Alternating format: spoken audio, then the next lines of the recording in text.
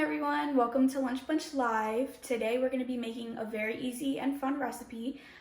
We are going to be making mud cups. Okay, so here on the counter I have laid out everything that we're going to need for today. So if you guys want to come take a look, I'll show you what we have. So first you're going to need some gummy worms. We have our bowl of Oreos, an extra bowl, a measuring cup. We have some chocolate pudding. We have a stick of butter. You can use salted or unsalted. A regular cup. We have 2 butter knives, 1 spoon, and we're going to need a plastic bag today. First, you're going to need to take the Ziploc bag and put some of your Oreos into the bag. And the reason we're doing this is because we're going to want to crush them and make sure that we get enough Oreo crumbs to fill up at least 1 cup.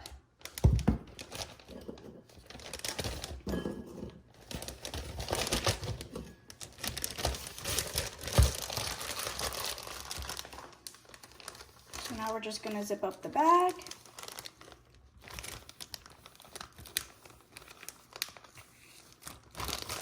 And then usually I'll do it with like a hammer or a large spoon, but I don't want to make too much noise today, so you can just squeeze it with your hands. And it doesn't have to be real small or real fine. You just want to get them into some crumbs.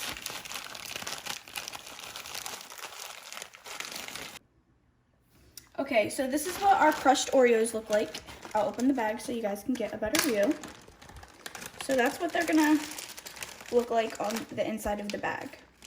So we're gonna set this aside real quick. And now I want you guys to take your butter. So we're gonna need 5 teaspoons of butter, and an easy way to measure this is that on the side of the butter stick, you'll see the teaspoon measuring labels. So we're just gonna count to 5. 1, 2, 3, 4, 5. And right at this line, that's where we're going to cut the butter.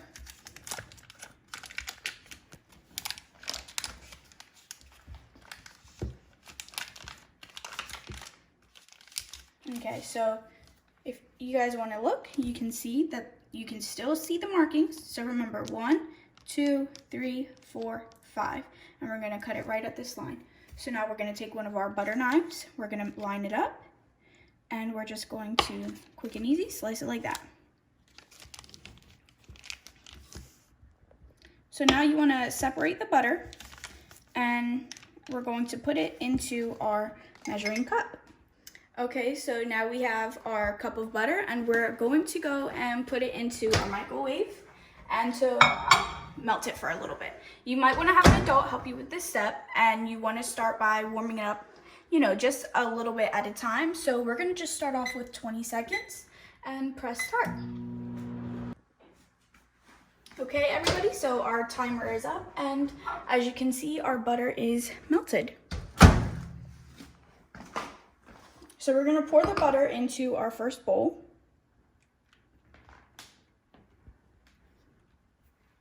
And next what you're gonna want to do is to take the Oreo crumbs and measure out 1 cup. So next you're going to pour it into the butter little by little. And you're going to want to start mixing it so that the butter coats the Oreo crumbs.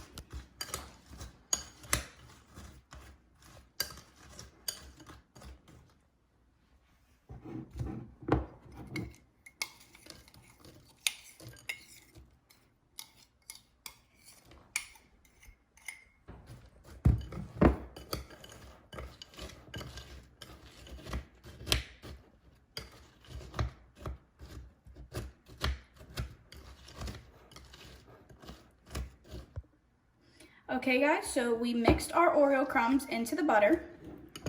So now what we're going to be doing is we're going to be putting some of the Oreo crumbs into our mud cup so that we have a nice little base for them.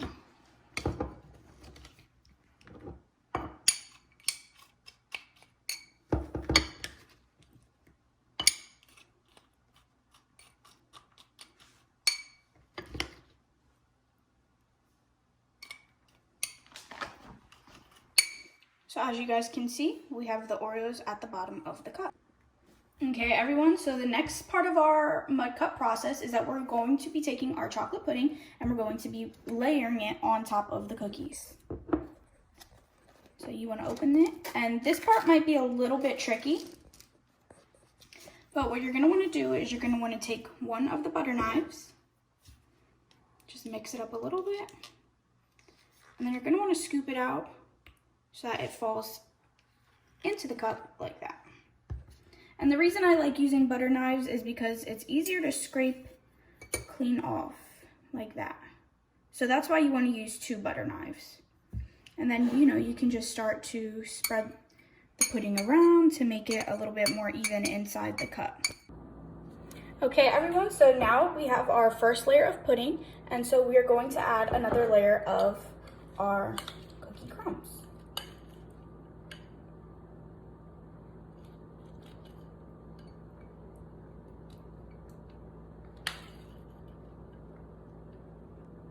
Okay, everyone, so now that we've added our second layer of cookie crumbs, we can add another layer of pudding. Now, it's optional for how many different layers that you want to do, whether you want more chocolate pudding, whether you want more cookie crumbs, but it's all up to you.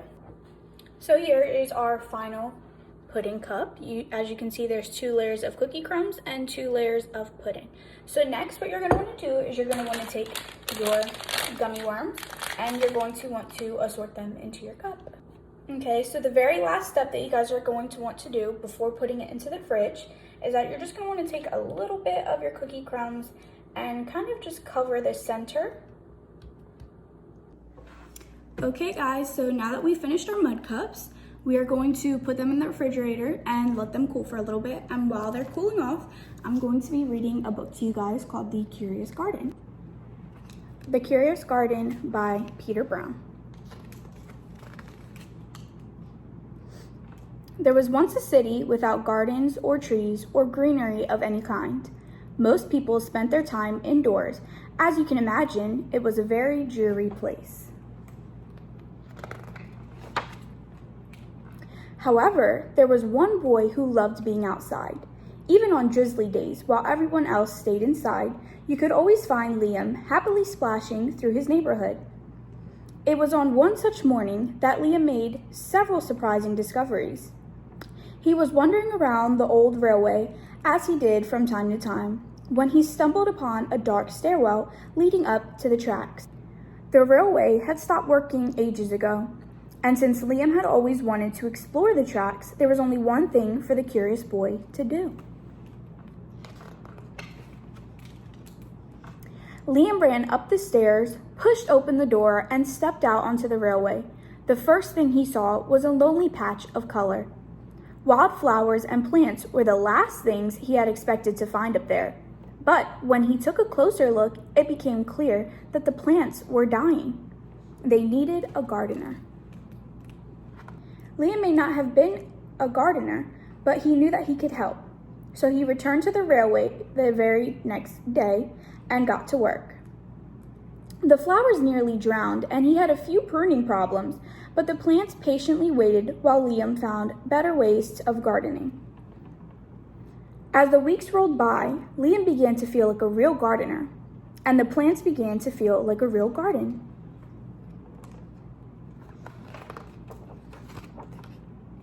Most gardens stay in one place, but this was no ordinary garden. With miles of open railway ahead of it, the garden was growing restless. It wanted to explore. The tough little weeds and the mosses were the first ones to move. They popped up farther and farther down the tracks and were closely followed by the more delicate plants.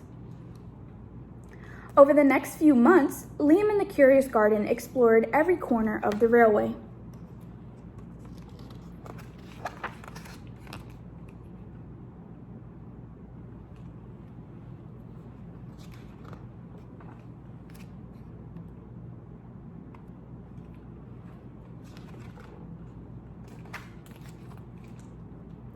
After spending his spring and summer and autumn with the garden, Liam's time on the railway was finally interrupted by winter.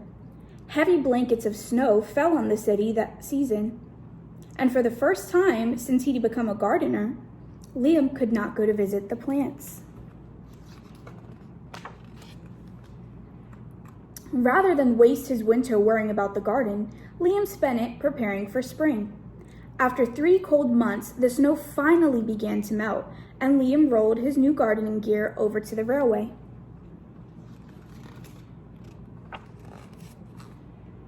Winter had taken a toll on the garden, but thanks to Liam's planning, his handy new tools, and a little help from the sun, the plants soon awoke from their winter sleep.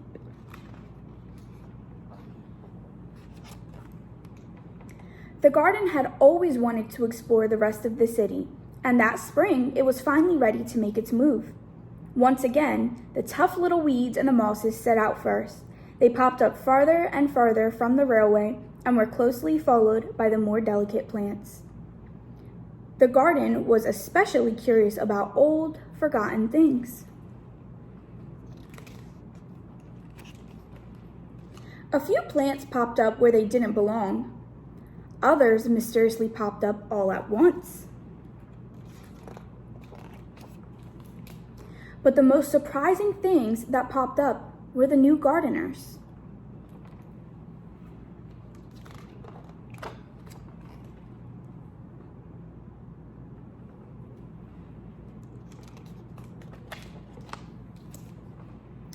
Many years later, the entire city had blossomed.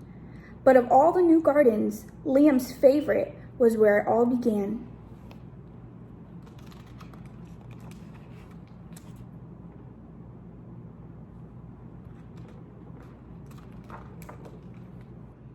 Okay, everyone, and as you can see, this is what the final mud cup looks like. After we've let it cool for a few minutes, we can now enjoy it.